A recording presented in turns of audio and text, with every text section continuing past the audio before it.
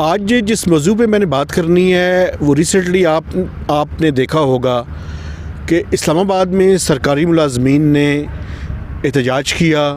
एक पुरतशद्दद एहतजाज था जिस पे पुलिस ने लाठीचार्ज किया, शेलिंग की, उन्होंने धरना दिया और पूरा जो कॉन्स्टिट्यूशनल एवेन्यू था वो मैदान जंग बना रहा।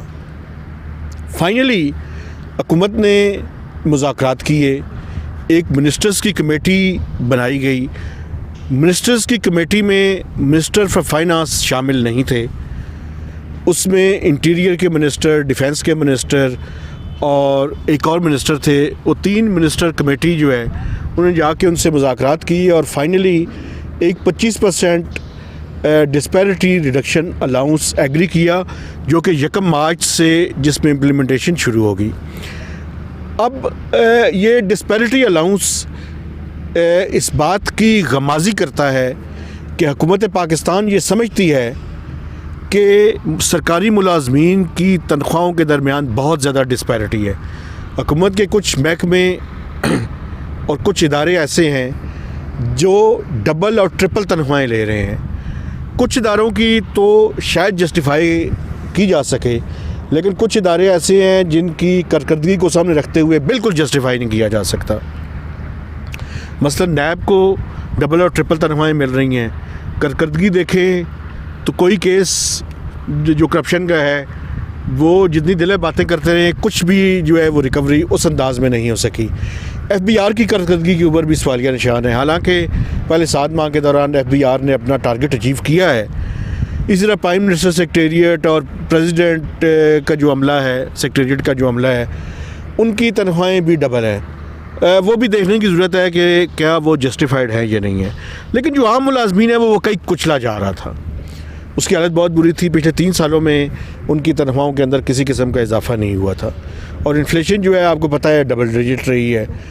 तो बेसिकली उनकी तनख्वाह जितनी वो ले रहे थे वो अगर उनकी पावर परचेज़ पैरिटी को देखा जाए तो वो तकरीबन आधी रह गई थी। लेकिन हुआ क्या है? हुआ ये है कि अब इसकी जो कॉस्ट है ये ग्रेड 1 से 19 तक जो है वो तनख्वाह, ये जो 25% का अलाउंस दिया गया है ये उनके मुलाजमीन के लिए है और इसकी जो कॉस्ट बनती है वो 30 अरब रुपए बनती है पूरे साल के लिए। और जो इस माली साल के 4 माह रह गए हैं उसमें कोई 10 बिलियन रुपीस की कॉस्ट जो है वो हुकूमत को पड़ेगी। अब नुक्ता जो समझने वाला है वो ये है कि आपको याद होगा कि लास्ट बजट में हुकूमत की बड़ी कोशिश थी कि सरकारी मुलाजमीन को और जो पेंशनर्स हैं उनको 10 से 15% की इंक्रीज़ दी जाए, लेकिन IMF ने इसकी मुखालफत की थी और हुकूमत को अल्टीमेटली वो ड्रॉप करना पड़ा था। IMF का बेसिकली ये था कि आप अपने अखराजात को कम करें। अगर आप अपने अखराजात को कम नहीं करेंगे तो हमारे लिए बड़ा मुश्किल है कि हम अपने बोर्ड में जाके आपकी जो ऑनगोइंग रिफॉर्म्स हैं उनको जस्टिफाई कर सकें। अब मिनिस्ट्री ऑफ फाइनेंस के लोग ये कह रहे हैं कि हमने पे एंड पेंशन कमेटी बनाई है और आपको पता है कि नरगिस सेठी साहिबा को उसका चेयरपर्सन बनाया गया है।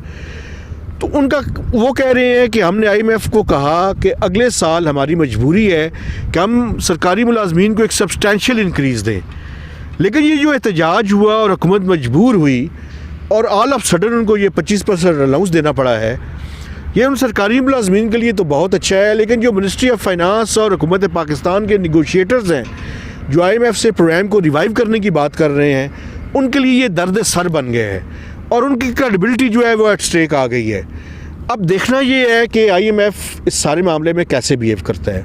और मैं आपको बताऊं, मैंने जिस दिन ये थर्सडे को मिनिस्ट्री ऑफ फाइनेंस ने एक प्रेस रिलीज़ जारी की और कहा कि हम 25% डिस्पैरिटी अलाउंस दे रहे हैं, उसके बाद मैंने जो IMF की रेजिडेंट चीफ़ है पाकिस्तान में, मैम टेरेसा, उनको एक क्वेश्चन भिजवाया। लेकिन इस लम्हे तक जब मैं आपके साथ ये बात कर रहा हूँ, आज सैटरडे हो चुका है, अभी तक मुझे उसका कोई जवाब नहीं आया।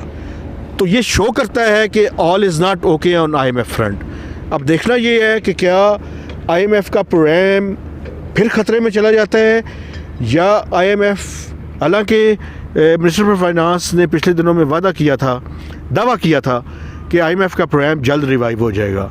अब देखना ये है कि क्या इसकी वजह से जो बजट डेफिसिट पे एक इंक्रीज़ आया है, क्या हुकूमत बाकी अखराजात को कम करके IMF को सेटिस्फाई कर पाती है या नहीं, ये तो आइंदा आने वाले चंद दिनों में पता चलेगा। लेकिन एक ख़ास बात, मिनिस्टर फॉर फाइनेंस को वो PTI में शामिल हो गए और उनको सेनेट का टिकट दिया जा रहा है, लेकिन इकॉनमी की साइड पे उनके लिए चैलेंजेस बढ़ रहे हैं। अब देखना ये है कि वो सीनेटर मुंतखब हो के क्या पाकिस्तान की इकॉनमी को इस क्राइसिस से स्टीयर करके ऊपर ले जाते हैं या हुकूमत के लिए जो है वो मुश्किलात में इजाफा होता है। ये तो आइंदा आने वाले 1 से 2 महीने में ही पता चलेगा। लेकिन महताब हैदर को एक नए एपिसोड तक इजाज़त दीजिए। खुदा हाफिज़।